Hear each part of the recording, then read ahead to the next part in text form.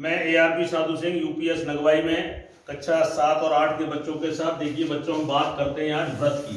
ये गणित का एक बहुत ही महत्वपूर्ण टॉपिक है, व्रत, सर्कल। ठीक है, देखिए आपने व्रत के बारे में जानते हो आप? गाय भैंस तो आपके यहाँ होंगी, बकरियां होंगी। आप एक बकरी को या गाय को खूंटे से बांध दो। किससे बांध दो? तो उस खूंटे से बंधने के बाद वो गाय जहां तक घूम जाए, वृत्ताकार रूप से जहां पे भी घूम ले, वो गोल गोल वृत्ताकार, गोल तो नहीं कह सकते, वृत्ताकार, वही व्रत कहलाता है।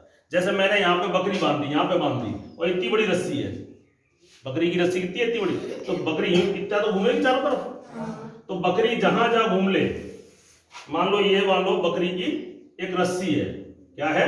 रस्सी। आप इसे रस्सी मान लीजिए।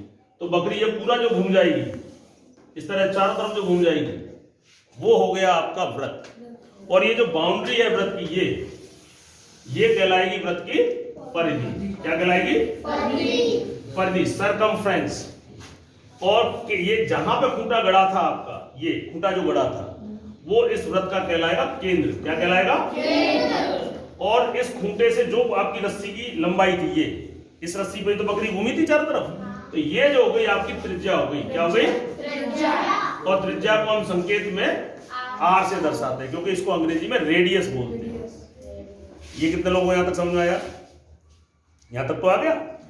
अब देखिए, अब मैं व्रत के अंगों की बात करता हूं। ये केंद्र है, देखिए ये व्रत की परिधि है। इस परिधि पर ये 1 त्रिज्या, ये 2 त्रिज्या, 3 त्रिज्या, 4 त्रिज्या, 5, ऐसी कितनी त्रिज्या कह सकते हो? अनंत, तुम गिन नहीं सकते हो। ठीक है ना? और जो केंद्र से गुजरे, कहां से गुजरे? और परिधि पर के कोई दो बिंदुओं को मिला दे। शर्त क्या है? केंद्र से तो गुजरे और परिधि के दो बिंदुओं को मिला दे, वो क्या कहलाएगी? आपका व्यास। क्या कहलाएगा? व्यास। और केंद्र से ना गुजरे, केंद्र से ना गुजरे, लेकिन परिधि पर के दो बिंदुओं को मिला दे, परिधि पर के दो बिंदुओं को मिला दे, इसे क्या बोलेंगे? जीवा, कोड, अंग्रेजी में कोड, जीवा।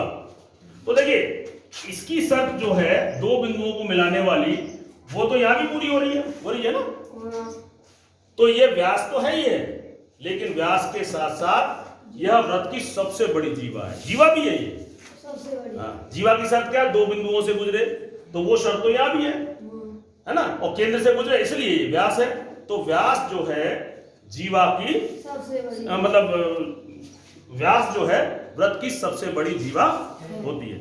और ये जो है, ये व्रत की चाप कहलाती है। क्या कहलाती है? चाप। अगर पूरी ले ले तो परिधि है। क्या है? अगर परिधि को कोई दो बिंदु बांट दे तो ये चाप है, और ये भी चाप है, लघु चाप और दीर्घ चाप। ठीक है, देखिए आइए इसी चीज को हम इस प्रैक्टिकल इसके माध्यम से हम सीखते हैं। इस आकृति को क्या बोलते हैं? क्या बोलते हैं? व्रत। अब देखिए ये व्रत है, ये जहां से भी आधा हो रहा है, आधा हो गया, ये हो गया आपका अर्धव्रत। और ये जो हो गई, ये दो परिधि पर के दो बिंदुओं को मिला रही है, तो ये क्या हो गई? आपकी व्यास।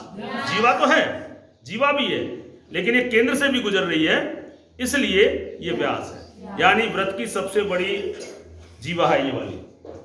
इसके अलावा मैंने आपको चाप बताया। अब देखिए, ये व्रत जो है हमने इसके तीन हिस्सों में इसको काट लिया।